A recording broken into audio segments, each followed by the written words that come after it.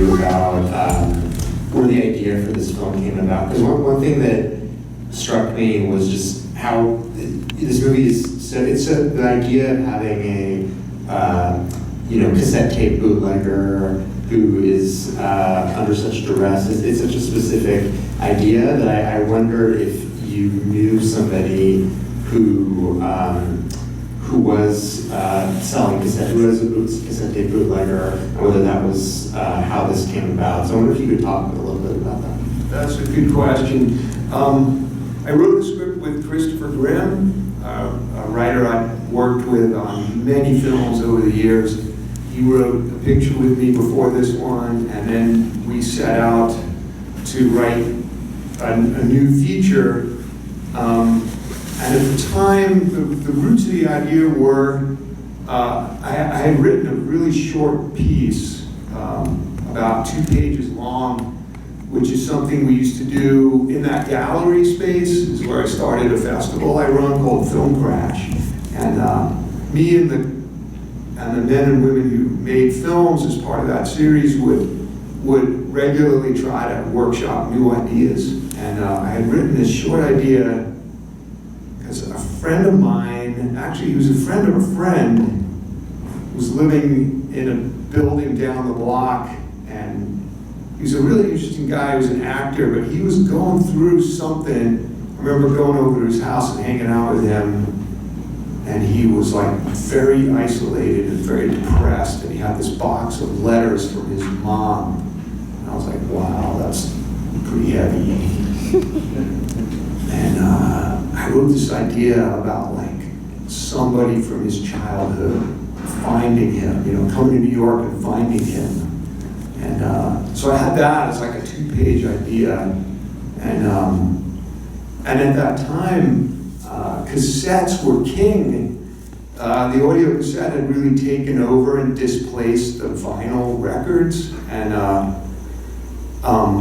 there were people all around the neighborhood who, like, with just like that, setups like that, with like a little table or a blanket on the ground with all these tapes. And so the two, I kind of put the two ideas together. I pitched it to Chris, like this idea of this guy who's living like this, and he does this job.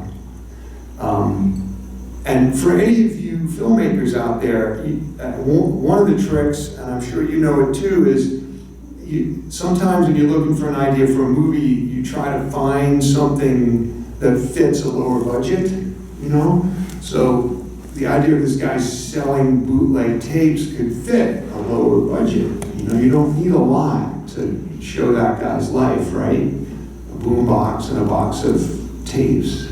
That was it.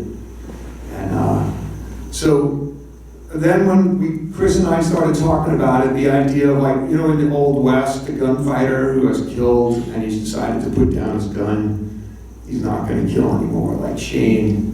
And so we thought it would be great if Simon had this like dark past as a bootlegger, somebody got killed, he's not going to bootleg anymore.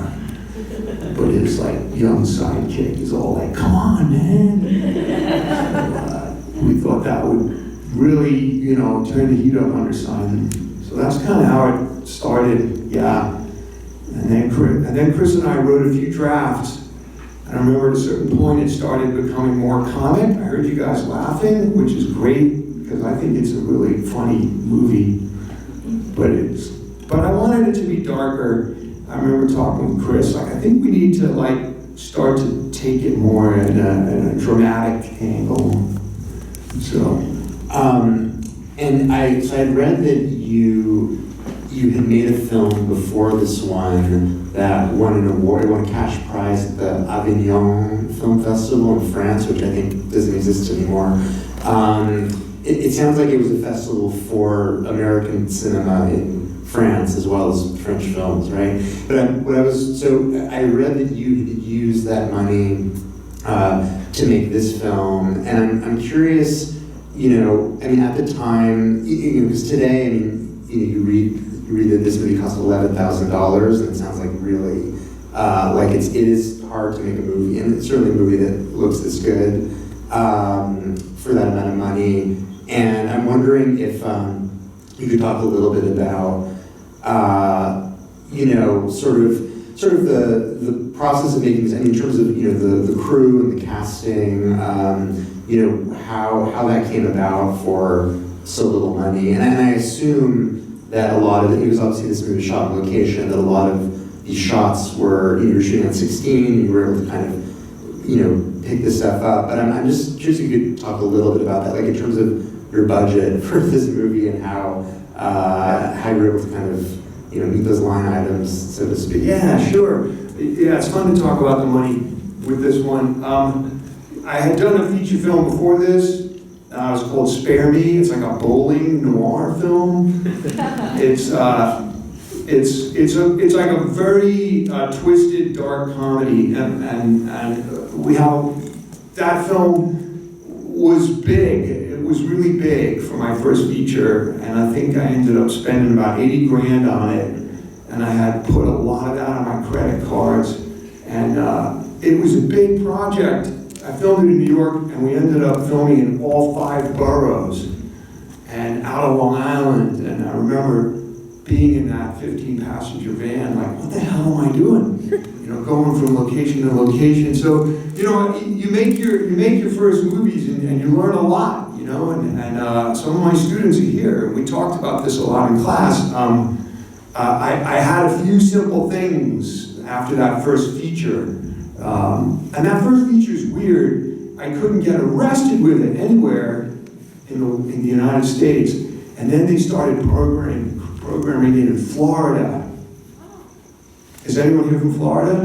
Yeah. I'm like, what is it about Florida? They all love this weird bowling noir film. Blowing up in Florida. So I was really grateful to Florida, and then it got programmed in France. And I was like, wow. And I went there, and they were like, it is wonderful. Wow, cool. And they gave me this prize. Like, I think it was like 20 grand or something. But the way Rhythm Thief happened was, I was like, all right, I don't want any vehicles on my shoot. This is a great thing if you're getting ready to make a movie, because every time you're going in vehicles, you're not filming, So I was like, no vehicles. I knew I had that gallery. The gallery you see there, I had an art gallery in the Lower East Side. And so I knew I had that space, and I got to know the landlord. That's Mr. Bunch. He's the landlord of the building. He's a slumlord. And I was like, David, he's like, if you ever want, I'll rent you any apartment you want in the building. And that building was condemned. That building was worse in real life than it looks in the film. We would come in the morning and there'd be blood on the walls. I'm not kidding. The junkies were cooking up on the stairs, just like in the film. But Dave was like, you can have anything you want. So I knew I had the building. And I'm like, all right, we're going to do this whole movie within like 5 blocks of the building, on foot. And I told my producer, Jonathan. And then I knew I had Jason because I had read him for the bowling movie. But he doesn't really look like a bowler, does he? I mean, to me, he didn't. Maybe he did. But I wrote this, so we had Jason and the space, and the idea of the production. The other thing I did on my first feature was I filmed in color, and I filmed it in Super 16, and that turned out to be a huge pain. Every time the lab would be like, I'd be like, all right, I need to make a print. And they go, okay. But it's Super 16, and they go, oh, well, that's more expensive, and that's going to take 2 weeks. I was like, screw that. So we went to regular 16. I mean, none of this stuff means anything anymore, but in those days it meant a lot. And black and white, which means the whole of the Lower East Side is harmonized. You don't have to art direct it. And also I knew, and this is a great thing to remember, that international festivals are a sucker for black and white. To them, that means a real film. No, write that down in the Notes app on your phone. And it's all the business people will be like, for God's sake, don't do it in black and white. Like, screw that. So those are the simple things, like all on foot, no vehicles. So then we shot a trailer, and I was telling Micah today, we did like a fundraiser for the movie, and we made a trailer, which, by the way, is on the Blu-ray. Yeah, there's going to be a Blu-ray of this release. I think maybe before the end of the year. There's no date yet, but the restoration will be more publicly available. So yeah. So then we did this fundraiser. We raised $0. So I said to my producer Jonathan, he's like, "Well, look, I'll put in $6,000,000," and I put in $6,000,000, and I was like, "Well, I'm just gonna have to not pay the credit cards for the other movie. But that's okay." And so we had $12,000 in 12 days, and on the 11th day, Jonathan said, "Hey, we've run out of things to film." And I'm like, "We have." And so we ended on the 11th day, and he said, we still have $1,000,000 left over in the account. So that's why it became the 11 movie. And then the 20 that I won in France that summer, we used for post. Okay. So that's how that worked. Yeah. And so, just in terms of the casting, I'm curious how you knew Jason and also how you met Kevin Corrigan, who I'm sure a number of you recognize him. He's kind of a 90s indie staple in a lot of great movies. He's so good in this film. And if you could talk a little bit about just, and also how you convinced all these people to work on a movie for, I assume, either no money or, Well, like I said, I knew Jason because we had open casting for my first feature for the bowling noir film, and he had come in, and we had brought him in for callbacks because he was just so good, and he's from Long Beach, and we just hit it off. So I had him. So it was great. I remember calling him on the phone, and his number didn't work, and I don't know. I think I had his mom and dad's number on Long Beach. And I called, or something. But he was like, "Hello?" I'm like, "It's Matt Harrison." He's like, "Oh yeah, I wrote a script for you." "You did? You did?" So that was really cool, just starting with Jason, because he knew Kevin.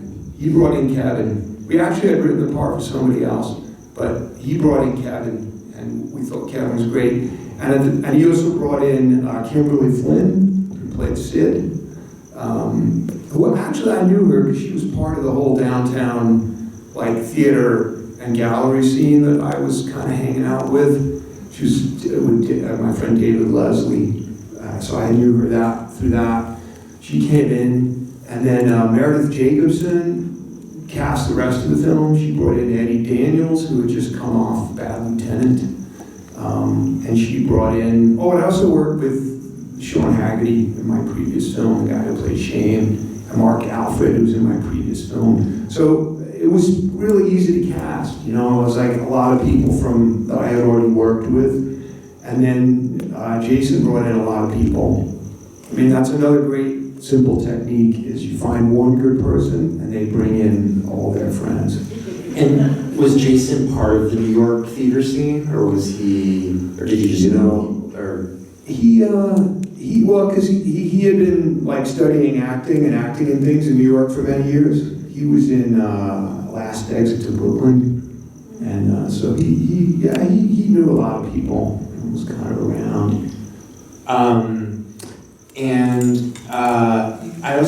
I wanted to ask about how, this movie often, there's this quote from Martin Scorsese about this film that it's on all the DVD covers, VHS tapes. I read that somebody gave him a copy of this movie while he was making Casino, and I was just wanted to ask you about that, how he ended up seeing it, and how, because I know also he ended up executive producing your next film after this, Kicked in the Head. So I wanted to ask you about that. Yeah, Rhythm Thief screened in the Toronto Film Festival, and there was an agent there named Paul Schwartzman, a really cool guy. And Paul really liked this film, and he called me on the phone one day and said, you know, I was thinking, I think Marty Scorsese would really like this film. Can I give him a VHS? Those are the days where it was on a VHS. And I was like, yeah, sure.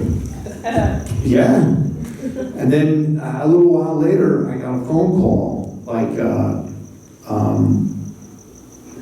Marty Scorsese wants to talk to you. Are you going to be available later on today, like at 2? You know, and I was like, I think so. And at the time I was in LA, because I just got signed, I was here, and I just got signed with fancy agencies and fancy lawyers, because we were coming off Sundance and all that stuff. And the phone rang, and it was Marty. He's like, I really love your film. You made a terrific movie. Terrific movie. And we talked a little bit, and he's like, I love the editing, I love the sound, I love the music, blah, blah, blah. And then he said, where are you? And I said, I'm in LA. He's like, LA, that town is no good. Get out. They told me I'd be there for 3 months. I was there for 7 years. It's no good. And then he said, why are you there? And I said, well, I just got signed with these agents and these managers and stuff, and I want to see what they do.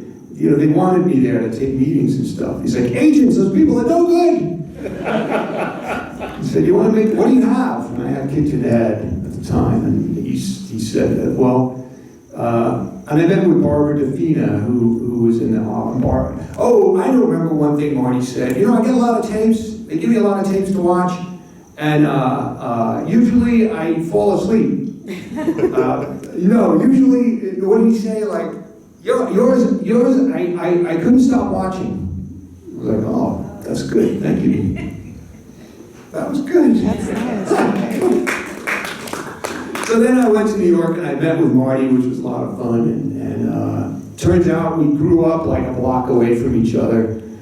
And like, yeah, I grew up on like Bleecker McDougal. And he's like, yeah, right around the corner from me where I grew up. So yeah, me and my brother used to get beat up by the kids from Our Lady of Pompeii. He's like, me too. But the kids were bigger. I had asthma. I got beat up by their older brothers. Well, no, I got beat up by their fathers. I was like, oh, okay.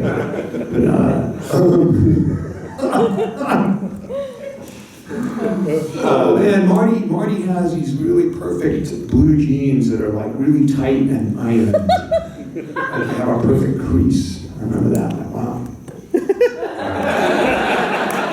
He's a very good man. I mean, he's really cool. He's taught me a lot of good stuff. I remember on the set of Bringing Out the Dead, he's like, come on, let's take a walk. And we're walking and talking. He's like, patience, my son, patience. It's like, oh, wow. Amazing. Yeah. I did want to ask you, so it's interesting to me that, when I first wanted to show this film, I had no idea that you lived in Los Angeles, and Me neither. It's, so I'm curious to actually, because I feel like both this film and the film you made after, I think of you as a very New York filmmaker, but it seems like you've lived in LA for a while. So I want to ask you how you ended up moving here, or I guess like why you live in LA as opposed to New York, or what is your relationship with LA and New York? That's a great question, Micah. I don't fucking know. Mel. I made a short film here recently, which was really fun to do. At the time, I was directing a bunch of TV, and I just kind of ended up out here and one thing and another. I have a boy now. He's 13, so you know, when you have a kid, you kind of want to stick around. He's great. He makes cool films. He recently made a movie called The Woman Who's Missing the Top of Her Head. Who's your main character? Woman, what's her problem? Missing the top of her head. So I don't know why I'm here, but I have a script right now that takes place in this town that I would like to make. So we'll have to talk about that, man. Yeah. So back to this film. So there's this so there's this documentary by the filmmaker Michael Almereyda, who we actually had here last year, and Michael's the man. yeah, I love him. And the film's called At Sundance, and it's a film where he went to Sundance 1994 and interviewed, I think, like 20 or 30 filmmakers, sort of to ask them about the state of cinema. And you're the first person that, I think the first person after Robert Redford, you're the first filmmaker. Oh, shit. I probably said some bullshit. Yeah, that's great. But I wanted to just more broadly ask you, I feel like, at least for me, sort of looking back at that time, it feels like it was such a fertile period for American independent cinema, where there were so many filmmakers who sort of broke out during that time. And I guess my question is, did you feel at the time like you were sort of part of, whether it was like a movement or a moment that now I think is has sort of passed us by, but I feel like that moment of independent film was so generative in a way, and I guess I'm just if you want to talk a little bit about that, and also how this film was received at Sundance, if you could talk about that. Yeah, sure. Well, that's a great question about the time. That was an unusual time. But as you know, because you're programming now, and so am I, I'm programming Film Crash, and you're programming your series, there's so many interesting new filmmakers, just tons. And, at the time, maybe there was like a focus on it, so it was kind of had a platform somehow in the media, which, those things are cyclical, they come and go. By the time Sundance 95 happened, I'd been making films for like 25 years or something. So I don't know if I really felt like I was part of that whole thing. There were people who were standard bearers in that whole thing that I didn't really relate to their films. Maybe I just didn't understand them, But I think a lot of good stuff is happening now. At Sundance 95 with Rhythm Thief, I remember meeting with a PR firm in New York, and they were like, we love your movie. I'm like, oh great, yeah, we want to work with you, great. And it'll cost you $40,000. And we're like, what? I thought you said you loved it. Whatever, we didn't know. So we were like, yeah, fuck that. We'll go to Sundance without that. And so we all showed up at Sundance. And it's on the video. I cut a making of video, it's on the Blu-ray, of us sticking our handbills up around at Sundance and stuff. And it was fun. And then before we knew it, we had, our little movie had kind of blown up the whole festival. And the judges were locked in this big fight over the film. Because Samuel L. Jackson and some others were like, this Rhythm Thief is plainly the best film here. But there was a fight between the group who wanted something marketable and then our movie, which everyone was like, there's no way you can sell that film, right? So that's at least what Samuel L. Jackson told me. He was like, man, blah, blah, blah, they're gonna do this thing where they're gonna give the prize to some other movie and stuff. But we were happy. We got a jury prize there, so we were totally thrilled. But it was interesting to see that split, of the marketplace and then indie movie. But it was a lot of fun being at Sundance. It was awesome. Yeah, and the movie did get picked up for distribution, right? Yeah, not at Sundance. It happened after that. Strand picked it up, right? And they released it at theaters around the country, and we got a lot of interesting press. It was great press, and it did well. It didn't make a ton of money. We only had to pay back about the movie totally, when it was total finished from start to end, the $11,000 to shoot, and then about another 20 something. I think it was like 35,000 all in by the end. But for you guys, there's a lot of costs in this film that you don't have to really think about anymore. We had to buy the film, we had to pay the lab, we had to pay for the prints. We had to pay to take all the sound and have it transferred to full coat. We had to rent the editing equipment, all those things. You can do in your iPhone now. I tell kids, you're so lucky, you've got 48 kilohertz sound in sync with your video on your phone. You know? Yeah, I mean, I know, yeah, there's at least 2 people in this audience who still shoot on film. Yeah, really? Yeah, so it's, you know, it's still, there are people who do it, but it's true. I mean, it's much more, yeah, in some ways it's easier to make movies, but you know, it all kind of depends. But yeah, and then Oh, I should just say, I made a movie right after this film called My Little Hollywood, and the key actress for that film is here with us right now, Tipper Pollak.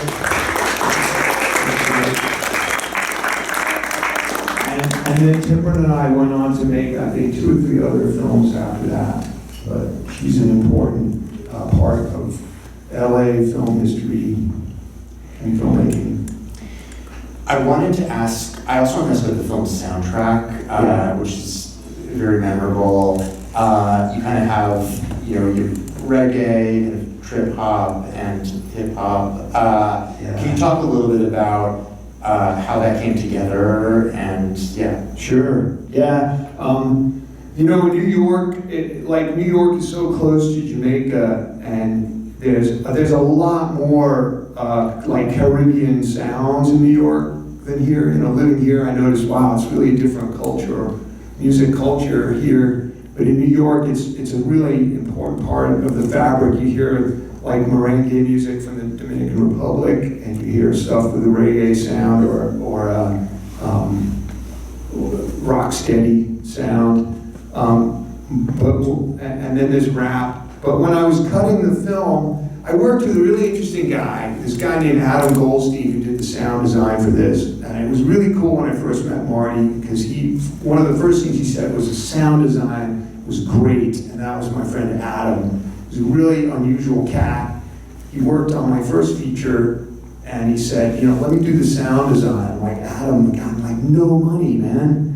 And he's like, I don't care, I'm gonna do it. And he had this date, he had a night job at a film archive. And the day, I rented a 6-plate, and he put it under like his futon loft bed in his apartment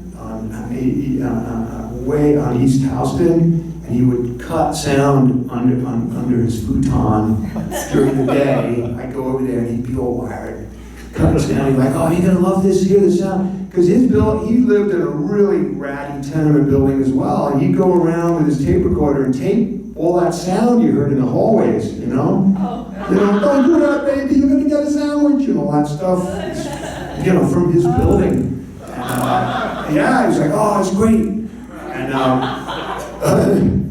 And Adam, when I was cutting the movie, Adam's like, hey, there's this guy, John Horn, he's a buddy of mine. And Adam brought over a shoebox full of cassettes. And I just started playing the cassettes while I was editing, and I heard all that amazing music from John Horn. I was like, holy shit, man, this guy's extraordinary. He lives in Seattle. Really talented guy, man. And I called him on the phone. He was like, oh, great, man, I'm glad you like it. And we just literally just transferred music off those cassettes onto the full coat and put them in the film. And then score, there's some score in it, like that creepy sound when he's coming in the building, that score. And most of that score was done by my friend Dan Brenner, who wrote the score for like 6 or 7 of my films. That guy's a really talented dude. So between the 2 of them, we put that together, because I've been working with Dan Brenner since I was like 10. You know, we had made so many films together. He's a really interesting cat. And I'm really proud of that soundtrack. One cool thing about it was going out with this movie in the world. One thing that really made the movie stand out was it had a completely original sound. Like, nobody had heard any of that music before, except maybe that famous track, Do the Reggae, but that's from like 1962, you know. Most people don't know that. But they licensed it for us. they licensed it to us for like $500. So you can get cool music for your films. That's amazing.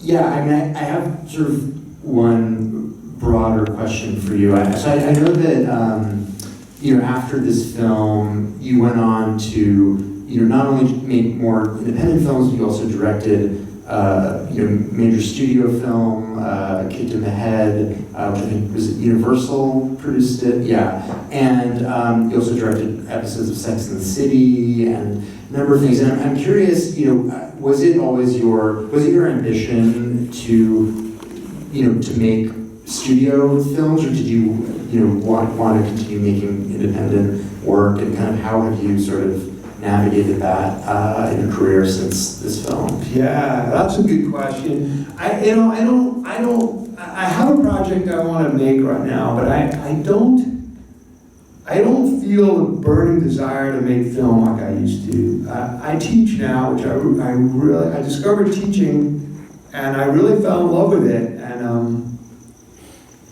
there's something about it that it's really interesting working with a wide range of people with their creative ideas. I love it. It's like being in like a miniature film studio every day. I really dig it. I found like the commercial Hollywood side of film like not really to my liking. Like, it was really interesting directing Sex and the City and stuff, and I was lucky to work with so many good people, but I noticed that that I just wasn't so happy doing it. Like I said, I mean, I made my first films in 1968, so by the time I started to like so-called like my Hollywood career launched, it was like 1998. I'd already been making films for 30 years. And I remember feeling at a certain point like, you know, I kind of did what I wanted to do. You know, I'm pretty happy, you know. This film was a real pleasure because it was so simple and small, and I kind of got to do everything exactly the way I wanted. You know, after the experiences with some other films where it didn't quite line up. You know, every now and then you hit one where it's like you know, it's really simple, it all falls into place, everything you want to do. I mean, I watch it now and it's 30 years old and some of the edits and the lines make me cringe a little bit, but that's okay. It still works, you know. One thing I noticed tonight was, man, I just cut a lot of stuff out. It just goes bam, bam, bam, right into scenes. I'm like, that's pretty cool. I like that. The cat, you know, I was thinking a lot more about the cat tonight. It's a great cat. Yeah, I think, you know, I was on the phone with Jason Andrews today, who plays Simon, and because I called him a few weeks ago before this, and I heard his voice, and he's like, I could hear train in the background. I said, Jason, what are you doing? He's like, you know what I'm doing? I'm on the A train. I'm on the way to Rockaway. It's like, what? He's like, yeah, me and my wife live there now. I'm like, what? Holy shit, you have become Simon. He's like, yeah. He's like surfs in Rockaway. But what was why did I say that? Oh, the cat. I don't know, I was watching the cat, because it made me think, like, you know, I think after this, I think Marty woke up and called 911, and the ambulance came, and the EMTs were able to save Simon's life, and then they moved to Rockaway. Sure. So I think, and they took Louie the cat with them. So I think everything worked out. You know that crane shot at the end, so you reveal the blood? That apartment didn't have a very high ceiling, and we only had a step ladder, so we could only go that high. Howard had to kind of climb up the step ladder to get the shot. But it worked. I mean, you can do stuff with like very little if you want to, man. But I like the graffiti on the wall. Did you read some of it? I'm like, oh my God, that was real.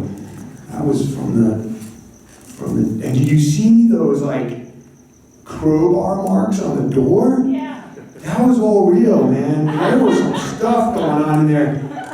the crew would stay in that apartment at night. Because they would, in the morning, they'd have round eyes, like, wow, you wouldn't believe the shit we heard last night. But they stayed in there because that's where all the gear was. That was the other idea. The apartment was headquarters. It was production headquarters.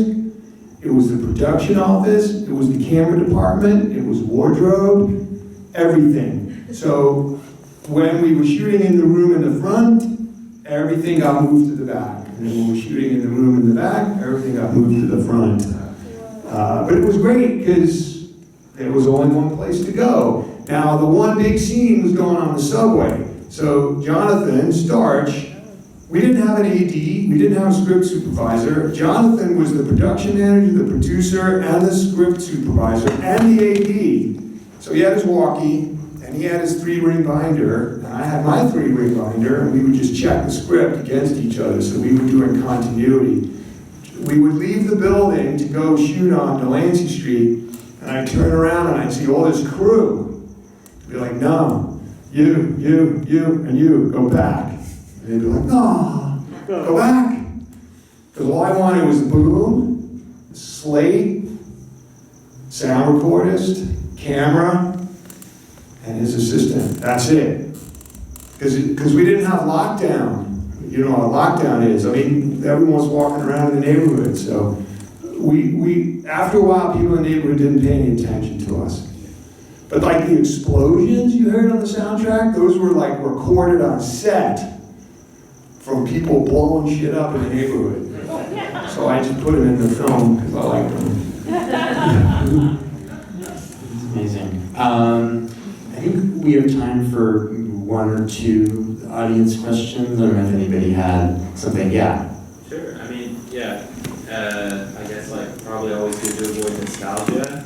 I don't know if this film like encourages nostalgia, but I was just like totally stunned by the portrait of the Lower East Side from 30 years ago. So I guess I'm just wondering, like, I don't know, what's it like to watch that now? I guess and see past delicatessen. That's a good point. Yeah, he's talking about like the neighborhood's changed so much. You know, it's funny though, because you walk around and there are certain parts that have changed, but then you walk, all you have to do is go a few blocks further and, you know, you can find desperation pretty easily, which is fun. But I love seeing it. It's great to see places like, oh man, the Bass Bay Lounge, that place is gone.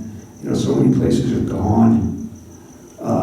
So I'm glad, you know what, I was really proud of getting that entryway to the Williamsburg Bridge. They used to have this like decorative stone entryway that they built in like 1912, whenever they built that bridge. And it was really in bad shape in the film. But since then they tore it down and they tore out that whole approach. It's all been taken away and re-engineered and rebuilt. But I was glad we got it because it's in Jules Dacine's film, Naked City.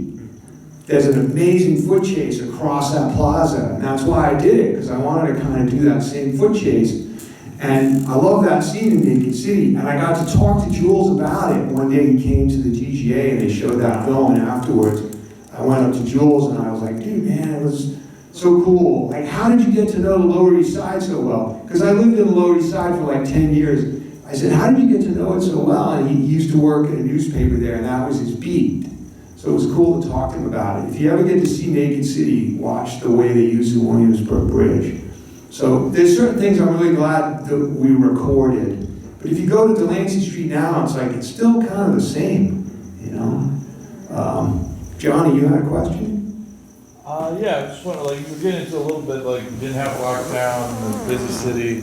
What about the more involved stuff, like the subway chase and going in Webster Hall? Like, how difficult is it to get all those shots when you don't have a lot of resources? Yeah, Webster Hall, and that was Cynthia Slay with her band 1-900 Box.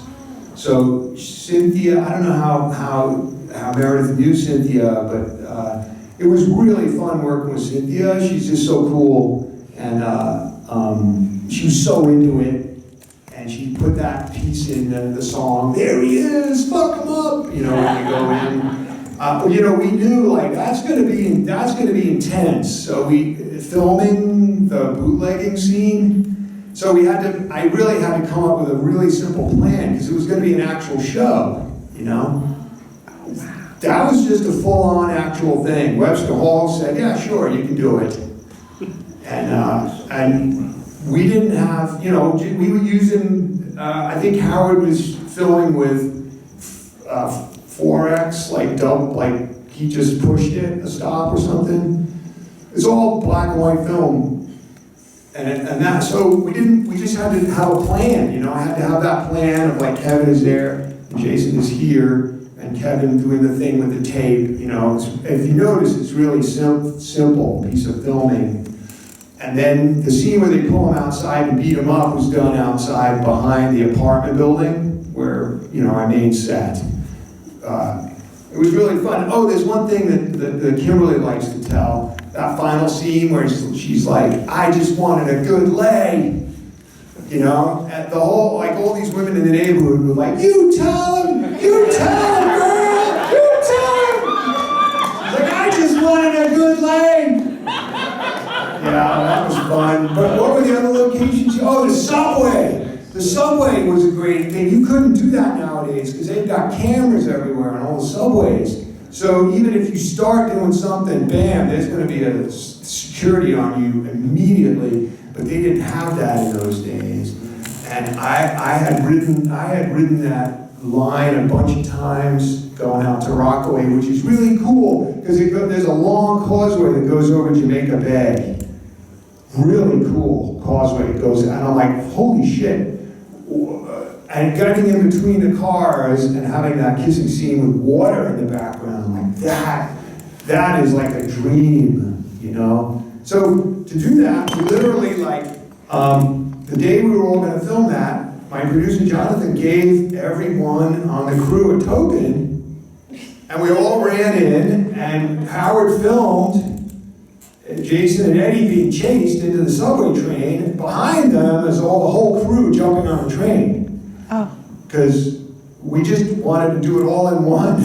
The doors closed and we left. And then they filmed them on the way out, and then we got out to Rockaway, and we filmed it that way. We only had one vehicle on the shoot, because I said, I don't want any vehicles. But Jonathan said, Diane has a car, we can use it, she's got a hatchback, so we can use it for the running, you know that running chase? Yeah. You can see the antenna actually, did you notice? But, so that was the one time we had a car. You know, it made me really nervous, but it worked.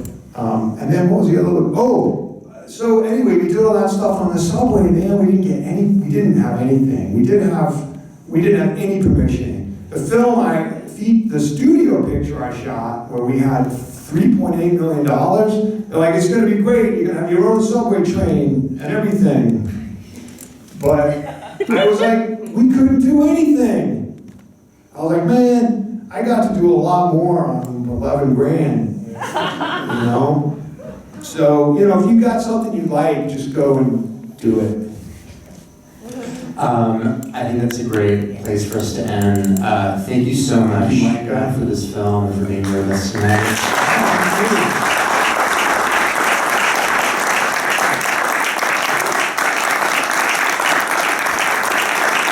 This is the car.